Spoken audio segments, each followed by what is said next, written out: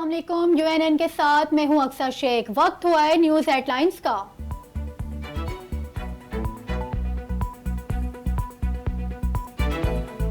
पाकिस्तान तहरीक इंसाफ के सदर चौधरी परवेज इलाही को गिरफ्तार कर लिया गया। चौधरी परवेज इलाही अपनी गाड़ी में जा रहे थे कि एंटी करप्शन पुलिस ने गाड़ी रोककर उन्हें गिरफ्तार किया। एंटी करप्शन हुकाम परवेज इलाही को दूसरी गाड़ी में बिठाकर अपने साथ ले गए। परवेज इलाही के खिलाफ एंटी करप्शन में सरकारी ठेकों में कमीशन लेने के इल्जाम पर मुकदमा दर्ज है। निगरान वजीर इत्तलात पंजाब आमिर मीर कहते हैं चौधरी परवेज इलाही छुपने के माहिर हैं। आज फरार हो रहे थे कि पकड़े गए। परवेज इलाही एंटी करप्शन पुलिस को मतलूब थे। घर से 2 से 3 गाड़ियां निकली। पुलिस ने रोका तो एक गाड़ी में परवेज इलाही थे। चौधरी परवेज इलाही की गिरफ्तारी के वक्त मजम्मत भी की गई।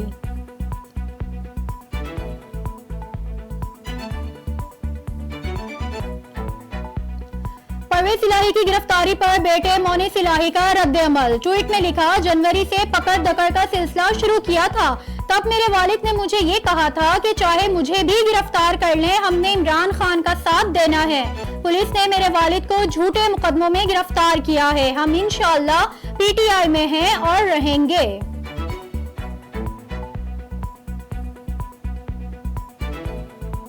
इमरान खान आज भी सियासतदानों के साथ मुज़ाकरात के लिए तैयार नहीं है। वो बस कमेटियां बना रहा है। अमरीकी टीवी को दिए गए इंटरव्यू में राना सनाउल्लाह ने कहा, इमरान खान ने जो मुज़ाकराती कमेटी बनाई उसको हुकूमत ने संजीदा इसलिए नहीं लिया क्योंकि अब बात बहुत आगे निकल गई है। मजीद कहा, जो लोग जिना हाउस एतराफ में दाखिल हुए उनके खिलाफ फौजी अदालत में मुकदमा चलेगा।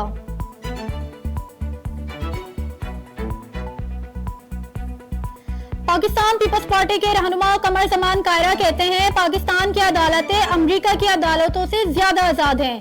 यहाँ की अदालतें तो कानून बनने से पहले ही स्टे दे देती हैं। सोशल मीडिया पर गिरफ्तार खवातीन पर तशद्दुद से मुतालिक झूठी मुहिम चलाई गई। बगैर सबूत इल्जाम लगाने वालों के खिलाफ कार्रवाई होनी चाहिए।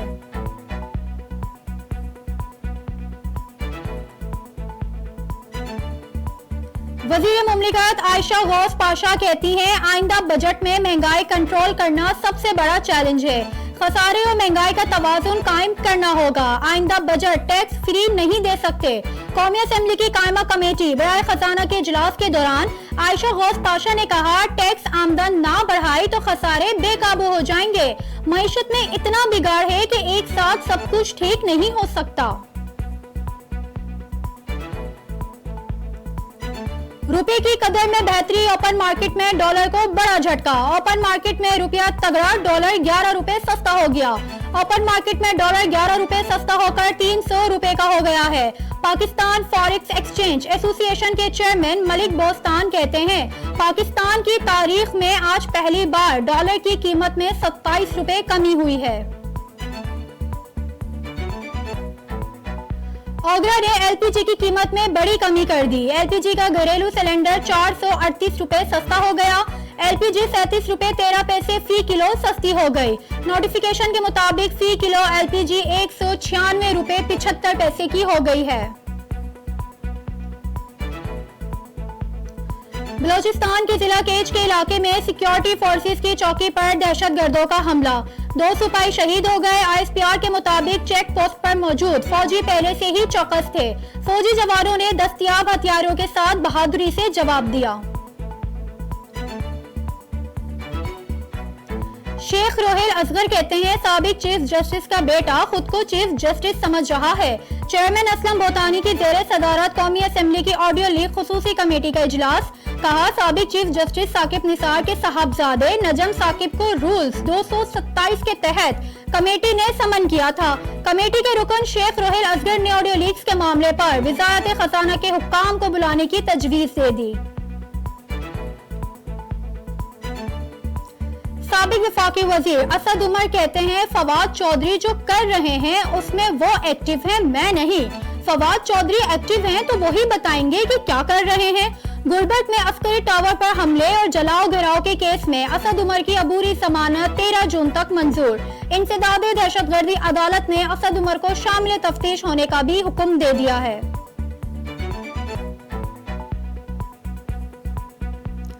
Supreme court practice and procedure act के खिलाफ केस की समाअत। चीफ जस्टिस ने रिमार्क्स दिए, हुकूमत को अदलिया की कानून साजी से मुतालिक सुप्रीम कोर्ट से मुशावरत करनी चाहिए। अगले हफ्ते इस केस को सुनेंगे। तमाम वकला जो कराची से लंबा सफर करके आए उनसे मुआजरत करते हैं। केस की समाअत आइंदा हफ्ते तक मुलतवी कर दी गई।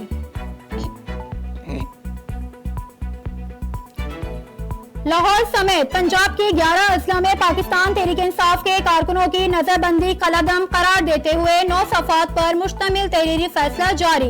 लाहौर हाईकोर्ट ने तहरीरी फैसले में डॉक्टर यास्मीन राशिद समेत दीगर अफराद की नजरबंदी के अहकामात के खिलाफ कानूनी करार दे दिए। पीटीआई कारकुनों की नजरबंदी कलअदम करार, फौरी रिहा करने के अहकामात।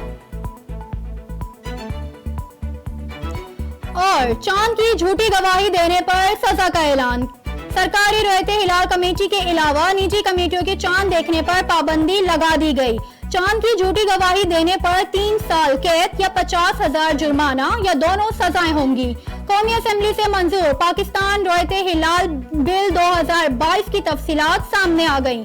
बिल के खिलाफ वर्जी करने वालों पर 5 लाख रुपए जुर्माना होगा। बिल सदर के दस्तखत के बाद फौरी तौर पर नाफिजुल अमल होगा।